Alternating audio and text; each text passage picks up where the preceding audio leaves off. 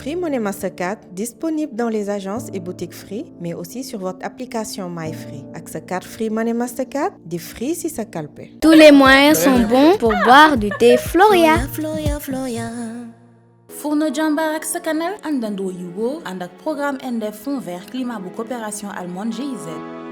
Royal Horizon Baobab, fil free, fil home, téléphone 33 939 71 71, adresse route des hôtels, Somone. dama ne télé bi ngeen doon xaar tàkk na de Leral TV 100% xibaar maa la ko wax te nag télé bi fépp la yegg ci Sénégal de décodeur TNT ba nag ñu ngi canal 33.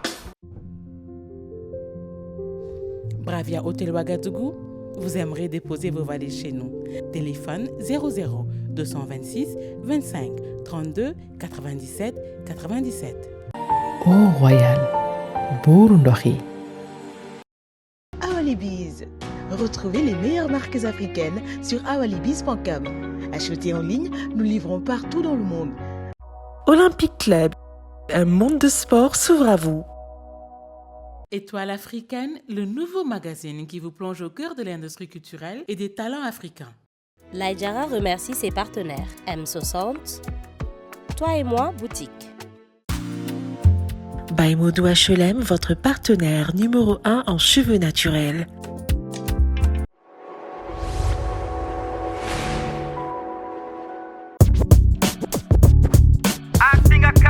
Oh yeah, oh yeah.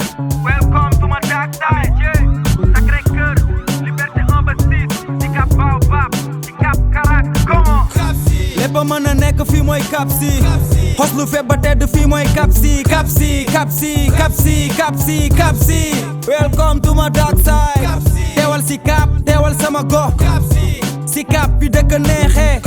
Ko ñu naan di tee, ko ñu jaay brek. Fii la lépp di xewee. Kapsi, Kapsi, Kapsi, Kapsi, Kapsi, Kapsi.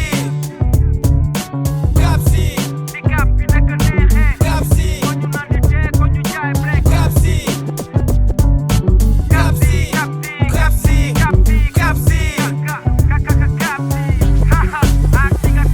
Ah yeah. salaamaaleykum mbokk yi comme niñ leen ko tàmb di defaree ñëw ci askan wi dugg ci réew mi fépp wax leen li nga xamante ne nii wala wan leen li nga xamante ne nii mooy li xew ci dëkk bi rawatina li nga xamante ne nii mooy buzz yi si seen chaîne bu mag bi lee di coow li buzz gis ngeen sama ginnaaw Laye International moo fa taxaw indil ñu benn cas boo xamante ne bu garaaw la moom la ñuy tàllal suñu micro. Laye Jara Aïcha salaamaaleykum. ça ne va pas. lu xew mais xool nii da ngay mën a ñëwee si ko ñu jàmbur mais nga sàcc aiguille mais aiguille nan la ko nit mën a sàccee. yow nawet baa ngi ñëw aiguille day fees ndox xale yi sax mën nañ ci lab aiguille boo xam ne tey boo ko jaayee 5000 boo ci añee doo ci reer du la jëriñ dara mais il faut sensibiliser la jeunesse quand même paa yi bu ñu jógee juma fajar war a julli ji mais fi la ñuy jaar amu yoo xam ne il faut am loo xam ne kenn waru ko mën a sàcc quoi mais dafa ñaaw depuis ce matin la fi tànkam bi càng tànk bi damm na ñoo ngi woo sapeur show ba léegi mënuñu fexe ba gis sapeur trouve cela normal mais jël ko en image. ah oui koy laaj dara sax salaamaaleykum sëñ bi lan la. Laay dimbali ma sama tànk mi ngi yàqu Laay wol ñi gaaw Laay. pleurer quoi mais qu'on dit joie arrête de pleurer mais ça va pas toi mais c'est pas normal quand même ah oui la patrie ou la mort la patrie ou la mort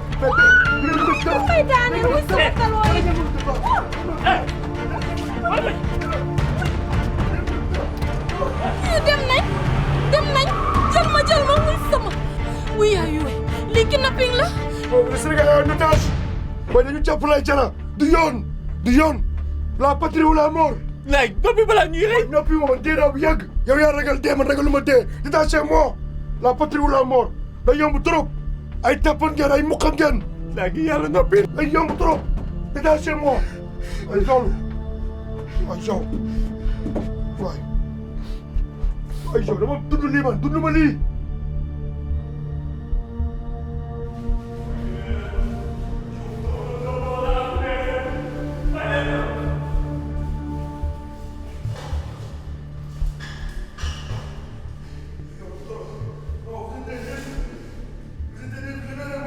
Le peuple est en otage.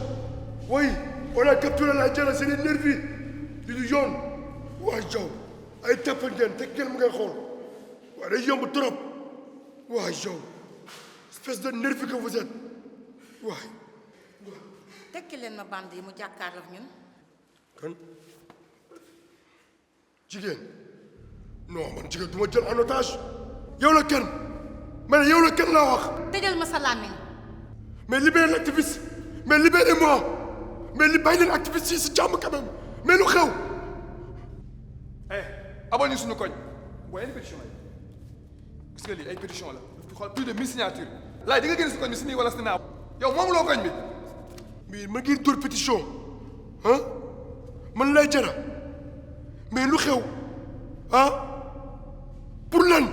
pour nga génn Sicap da ngay génn Sicap xale yaa ngi nii pare nañu pour jaayanteex yow seen bakken.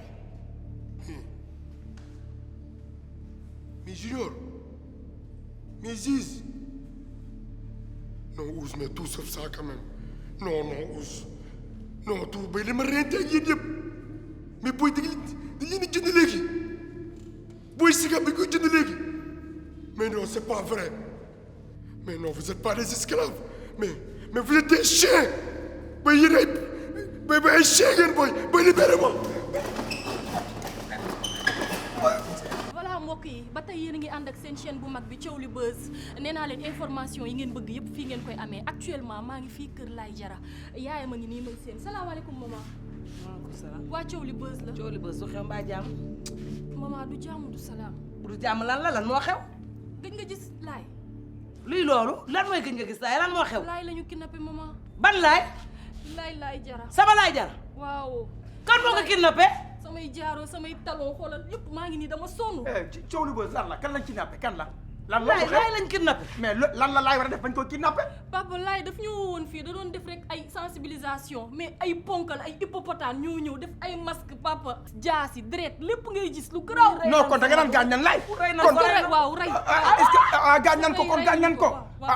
man li nga may laaj xaw ma ci dara man maa leen war a laaj. aw jara lay man sama doom. masa maman dafa nak situation yi yow ñii doo ko rek toogal kay toog mënu fi tëye kenn instant bi affaire bi dafa intense metti na trop situation yi tar na gis ngeen rangooñ yi fi mu toll nii fii ngi taa man maa ngi sonn sax man sama bopp ndax li ñu yëg yi ñu dund moo metti mais qu'est-ce qui se passe le vieux Yaya Boy magam mais lu xew c'est son grand frère kii mooy Mbaye Jara Mbaye noo def mais éteignez-moi la caméra mais le droit d'image dans tout ça je risque de facturer cher yéen vous êtes toujours à la recherche de la sensation et du buzz mais lu xew suñu liggéey lañ ne la caméra s'il vous plaît monsieur oui xanaa yëgoon ni dañoo kidnappé sa frère Laye mon petit frère à moi bien sûr Laye Jara ay hippopotame mais vous étiez témoin des faits non bien sûr on était là-bas vous avez les images bien sûr mais parce que ce sont d'une importance capitale venez on va visionner ça ensemble venez mettez-vous là monsieur mettez-vous là lii ba kañ kaa yi mel nii da ngay woo marabu doo ko jot ci kaa yi mel nii te doo ko mën a localiser te lii moom mën naa wax rek pour régler situation yi mon frère. waaw mais nan la lu seen problème lan ngeen bëgg. suñu problème yow la suñu problème yow la Laye.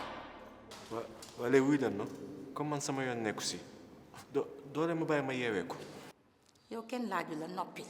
mais man li ma métti léegi dëkk bi foo tourné ñu ne la Laye Jara booy Sicap mais lii ba kañ mais yow Sicap ne te mérite pas booy Laye Sicap ne te mérite pas. booy Sicap dafa am na muy comporté wu booy Sicap dafa am na muy mel am une mentalité am un comportement booy Sicap dafay yaru fier. booy Sicap day bëgg boppam. booy Sicap sans violence. booy Sicap dafay mën a sañse. bëgg liggéey teg ci maanu mais yow lu seyoon nekkul ngay dugg suba ba ngoon mais Laye tu fais honte à la Sicap mais man je comprends pas quoi Laye. mais pourquoi les Sicapois me imitent comme ça toujours je comprends pas quoi mais désolé booy xoolal yow mal dàq sañse fuuf nga am sañse looloo sañse ba mu déggee sa wax nga ay booy Sicap dafa war a yaru dafa war a am courtoisie. mais bien sûr. yow kidnappé nit si courtoisie la bokk non mais yéen ñaar yi ma kidnappé nii xanaa amoo li ngeen def mais non Sicap ne mérite même pas ça quoi Sicap amul ay gars yu violents comme vous di kidnappé comme ça. ñii waa Géejawaay lañu. non ñu dëkkuñu Géejawaay ñii xool dëkkuñu sax Sénégal laay wax ñi c'est des nervis. Laye mesurer say paroles si rajo yi tëral fii ñax la ba nga tëdd dégg nga. man kenn du ma dóor dañ leen waxtaan à l'amiable tëjee ma sa làmmiñ yow yëpp yéen a ma si yóbbu waa coow li bës topp ma comme ça mais arrête de pleurer quand même. allo waaw xoolal ngir yàlla rek dimbali leen ma ngeen partager photo bi Laye Diarra disparu fulaam leen ko ñëpp na tas ci réseau yi. Mais active-toi. Les 24 heures sont les moments les plus décisifs. Lors d'un kidnapping. Mais t'es fait le gars. ay waay sama Laye Wade mi. santal lii yàlla lépp pexe noonu la. yow muñal rek lii lépp pexe noonu la. santal yàlla te nga muñ nag.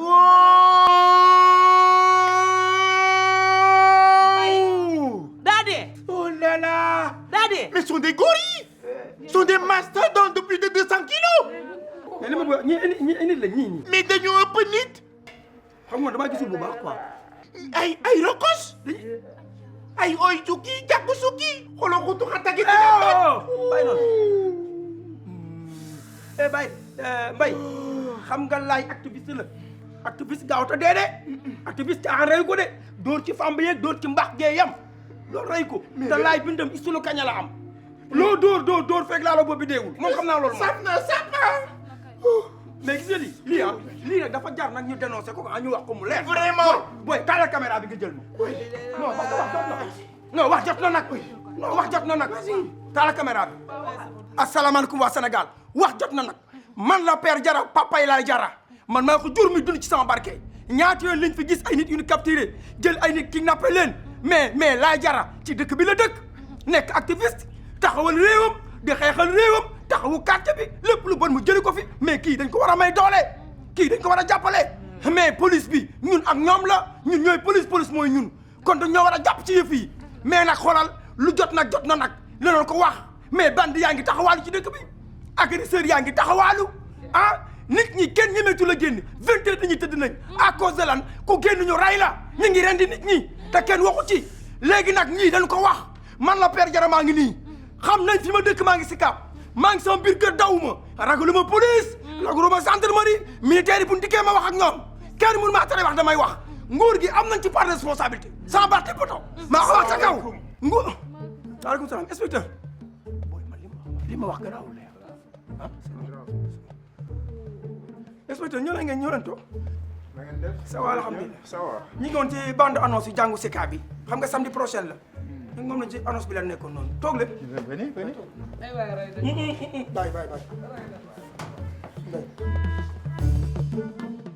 yéen def ngeen leen neex si non def ngeen leen neex nag waaw boo réglé wul ñu takkaat la. man du ma ragal bu ngeen ma woon wax ma fi ngeen nekk ma ñëw fekk leen fa parce que man du ma ragal dama bëgg ngeen xam loolu waaw. mais du loolu rek sax sa scénario documentaire yi ça ne colle pas avec la SICAP il faut changer ça. changer si naka mais lii c'est réel documentaire bi lu ñu ci wax yëpp lu am la. ça va am na loo xam ne amul SICAP. muy lan. xam nga muy lan. déedéet. mais ñun ñëpp mën a togg lu baax ci kër yi yéen ngeen wane rek ne doomu daal rek moo fi am. mais lii mais c'est vrai mais ndey doomu daal la mën togg moo tax muy togg doomu daal mais la ngeen bëgg au juste yéen a ngeen yaakaar ni SICAP liberté 1 ba liberté 6 kër gu nekk war ngeen mën a xam lu fa nekk mais non ça c'est mais je rêve quoi mais loolu moo leen ko xam lijjanti leen seen kër ngeen bàyyi kër jàmbur yi c'est tout dama bëgg ngeen xam ne SICAP bu yàgg ba ak SICAP bi léegi du benn SICAP bi léegi dafa changé waxuma la sax SICAP mais léegi Sénégal si boppam moo changé xam nga te documentaire bi ngeen nekk fii di wax et tout ça documentaire bi dafa def focus sur Laye Diarra c'est mon histoire il parle de moi parce que man dama tàng xol naqari deret sama histoire lay waxul seen histoire dama bëgg loolu ngeen def ko seen xel yéen a ngi nii toog yor seen i carte d'identité di dox ak moom man xool sama extrait naissance laa yor maa leen gën a nekk SICAPois fii laa juddoo fi laa yoroo fi laa màggee je suis SICAPois kenn ëppale ma fi dara si vous continuez c'est comme ça man xool damay génn fii toxu bàyyi leen fii laay yow mënoo toxu dem feneen gis nga pétition yi nga gis du SICAP rek la yem yeneen ko njëkk la def pétition mais non mais yéen Sénégal lu tax nangu leen dëgg mais yéen Sénégal lu tax bëggoo leen avancement lu tax bëggoo leen ko leen wax dëgg da ngeen bëgg ku leen di nax c'est ça mais non je rêve quoi. mais gars yi situation yi mi ngi coolle xam nga ñu romb ñu toog fii gis photo Laye si internet bi lan la ñuy wax quoi daaj si prise bi nii waruñu ko def booy ataa bi sax booy coolul quoi ñoom lijjanti affaire bi tamit. booy calme-toi de toute façon lii yëpp grand Lex waxoon na ma ko waxoon na ma que Sicap waay nañ jàpp Laye tegal ko lu metti mais c'est juste pour intimider ko pour xëbal ko rek. mais booy Juif yow booy looy def nii gaañ yow booy info boobu noo ko mën a am dañu ko nandal booy da ngay dëbb ndox de booy gars lan lañ bëgg def Laye yow juste booy takk jóg jot na de booy ñun duñu ay fake nii ga booy Laye dafa yàgg représente koona bi bu nekkee si tolof ñu dañ ci war a taxaw vite fait amul tur yoxal loolooy dil bi quoi. booy Laye suñu copain la quoi tu vois te daf ñu yàgg épaulé si ay combat yu bëri kon sama gars yi dañu war a nekk fii pour Laye c'est notre frère l'amitié ça se résume pas juste toog fii booy di ataaya di waxtaan certes ouais tu as raison booy yi nga nit balaa muy xam xeetam yi mu nekk si ay jafe-jafe donc les gars pour Laye. pour Laye. for real. mais yow Laye est-ce que xam nga ne yaa ngi yàq deru Sicap genre di wane ni booy joobuñu te loolu amul. fii Sénégal fépp foo dem ci gox yeeg di nga fa fekk benn Sicapois mais demal ci usines yi sur 100 travailleurs 2 Sicapois nga fay fekk wala sax yenn saa yi doo fekk kenn ah mais bien sûr. mais Laye c'est normal booy dañu diplômé. mais tu me parles de diplômé mais diplôme sans emploi ça revient au chômeur mais chômeur nga moo tax bu ñu xëyee ñu ñooy taxaw ci poto lampe yi le problème de l'emploi des jeunes là c'est pas de la fiction mais c'est de la pure réalité c'est pas seulement Sicap mais fépp foo dem Sénégal loolu moo fa am problème d'emploi te aussi mais yow xanaa waxoo ci ñi nga xam ne dañoo toxu ci bees biir Sicap ak jeunes yi nga xam ni Sicap lañ juddoo yaroo fi màggee fi nekk ay complexe dem topp ay agresseur di agresser et tout ça yéen waxoo leen ci ñooñu ngeen jël Laye Diatta di ko prendre en otage mais mën ngeen di jël otage quoi indi ma ci benn salle teg seen i di noos xam ma lan mais may ma ci keeg yi oui yor seen i keeg dof la ci kaw nit ñi mais ñu ngi dund teel sa loxo ngay merci looy def nii. Laye man lu ma xaw a jaaxal mooy yow sa kanam bi dafa ndurawul ak kanamu booy Sicap quoi. kanamu booy Sicap man la war a mel oui mais nag tey nag def ngeen li nga xam ni moom leen ñëpp di jooyee leen ñëpp di waxal tey moom ngeen def waa Sicap mais da ngeen di noos même si ngeen ñëw quartier yi da ngeen koy def fête quoi chaque jour fête ah mais oui c'est grave Sicap yi dañu xam esprit fair play bi partage amul leneen si lañ ñu yar si la ñu màgg oui Laye Diatta mais non mais grand xuman mais Laye franchement guerrier nga quoi guerrier gan di guerrier nga man dama la faa de li ngay def moom nice franchement tu fais du très très bon boulot je suis très content de toi. mais non je comprends pas quoi. mais nag Laye naa la wax dëgg yenn saa yi ni ngay xam nga sa combat yi ni nga koy mënee dafa métti trop xam naa révolutionnaire nga quoi guerrier nga xam nga loolu xam nañ ko weddiwuñ ko waaye yenn saa yi nag même guerrier yi gën a ngand sax dañuy def ndànk bàyyi mu sedd dawal maay c'est un jëli loolu mooy dil bi. mais pourquoi vous me faites ce genre de surprise? Mais c'est Xuman. Mais Xuman et Laye Diatta, mais c'est un mélange homogène Pour que tu prennes une référence. C'est la Sicap de. C'est la Sicap. Mais Xuman, mais non, c'est pas vrai. Mais what's up, my grand? You know? What's up? Balu bandi la. Mais grand mais ça va. bàyyi sa jooy bàyyi jooy mais santal yàlla da nga bàyyi jooy. bon du calme dal leen ànd leen ak seen xel te bañ a topp seen xol. Laye ñi ko jàpp dinañ def lépp luñ mën pour daal leen identifier loolu moom na ci seen xel dal bu baax. inspecteur fu ñu koy libéré. waaw xam nga Laye moom il est quelqu'un de très colérique voilà xam naa sûrement wax na fa ay propos yi déplacé ñu jàpp ko sonal ko mais bon gars yi bu ñu paree ci moom dañ koy sànni ci àll jam ñaajo bi wala barñi bi rek. jam ñaajo. ah ouais wala ci yoonu yéen bi rek wala tëngeej bi. yéen men inspecteur. waaw ouais.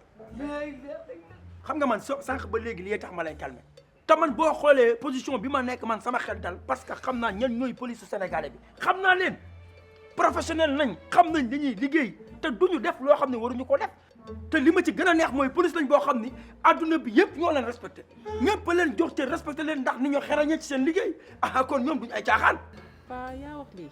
la ma ci sa yoon. kii yaa wax. yow la ma sa yoon ci li ma wax.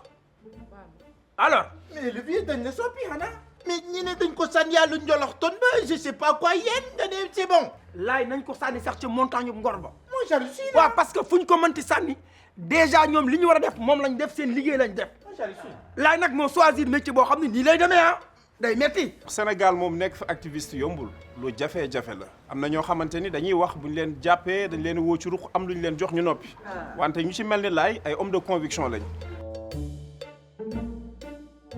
laay xam nga koñ boo dema day am lu ñuy wooyee xam nga les éléments remarquables xam nga day am ay monuments day am ay références comprendre nga donc koñ boo mënti dema surtout boo ñëwee Sicap si domaine yëpp daanaka am na nit ñoo xamante ne ils ont marqué leur temps boo jëlee par exemple wàllu sport boo jëlee par exemple Pape Malang moom moo doon ancien directeur technique Génération Football xam nga Henri Camara. mais si Henri Camara international sénégalais.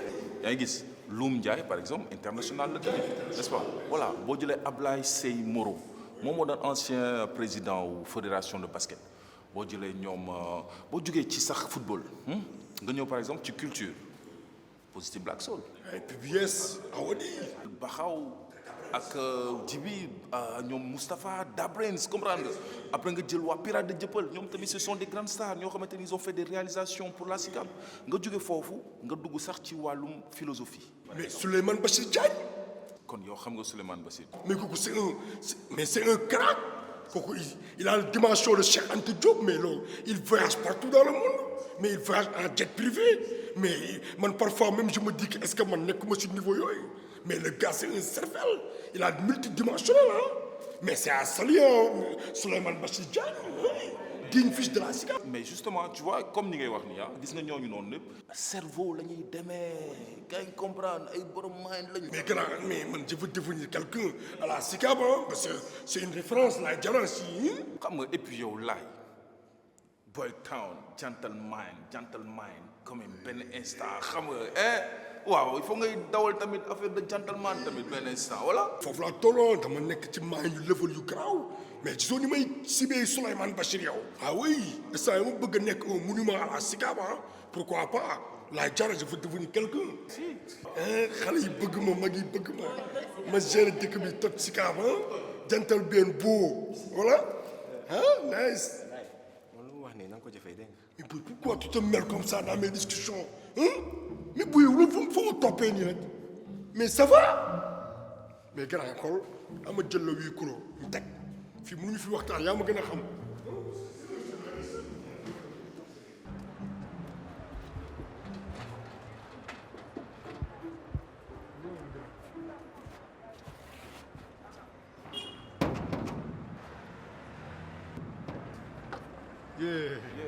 oui grand yaa gis de. non mais kontaan naa franchement xam nga man lii xam nga day seral sama xol quoi ma gisee ay jeunes di jéem a teg ay affaire pour seetal koñ bi xam nga et comme ni ñu koy waxee rek gars yi bu ñu toppandoo ci jeune Sicap je pense que Sénégal dina gën a jëm kanam. c'est vrai mais grand aussi am na benn affaire boo xam ne tâche il faut ñu wax ko yow vous êtes une référence nit ñi dañ lay déglu te aussi xam nga waaye sama gars yaa ngi nii oui xam nga référence gi si biir Sicap actuellement nii Sicap ñoo woon xalaat sax indiwaat BL brigade lumière bu laal oui parce que c'est insécurité bi si dëkk bi yaa gis agression yi xam nga këf saag yi fii këf ay portable tout ça dafa war a jeex waaye guddi gi day leer nañ et tout ça oui loolu kese laa doon souligner.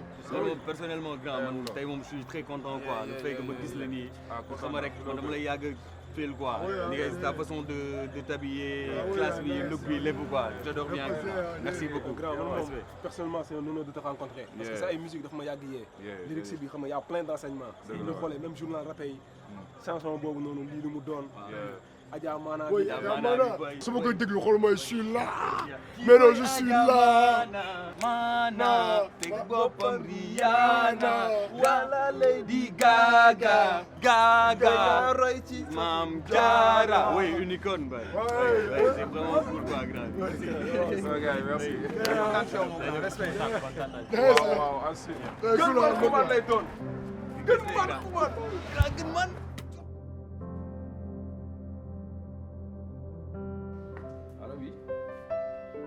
promoteur bi moo dëkk Sicap Liberté 3 vous êtes sûr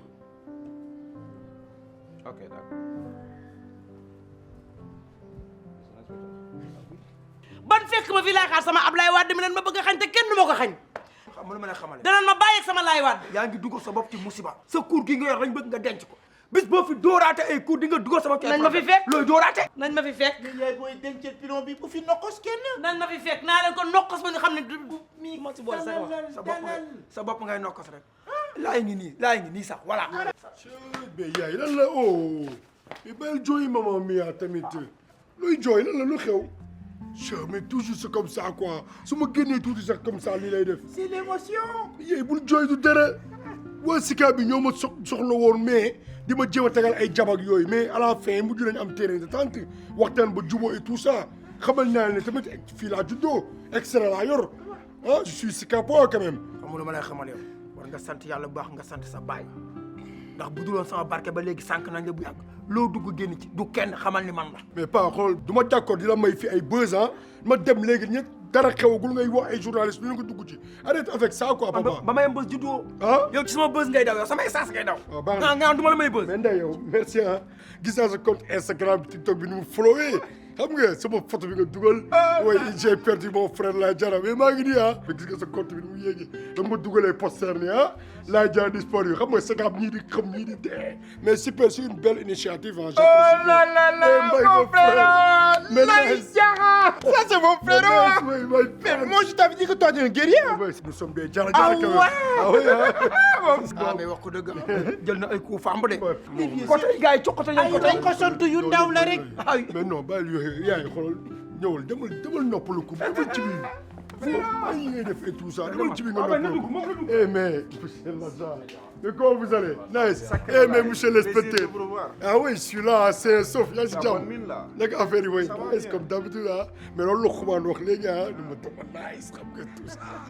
cool mais asseyez-vous mais à l'aise cool mais à l'aise asseyez-vous mais nice mais bonne information et xoolal wàccal caméra bi bien vrai que tey def ngeen job bu rafet et un journaliste dans un pays c'est comme ça quoi qu'il faut gérer la population a besoin des informations chaudes c'est ça qu'il faut ça va caméra bi. mon frère.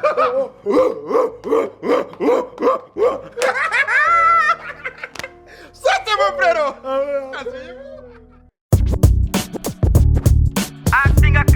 Ah yeah, ah yeah. Welcome to my dark side, yeah. Sacré-Cœur, Liberté 1-6, Sicap Baobab, Sicap Karak, comment? lépp mën a nekk fii mooy Cap Si.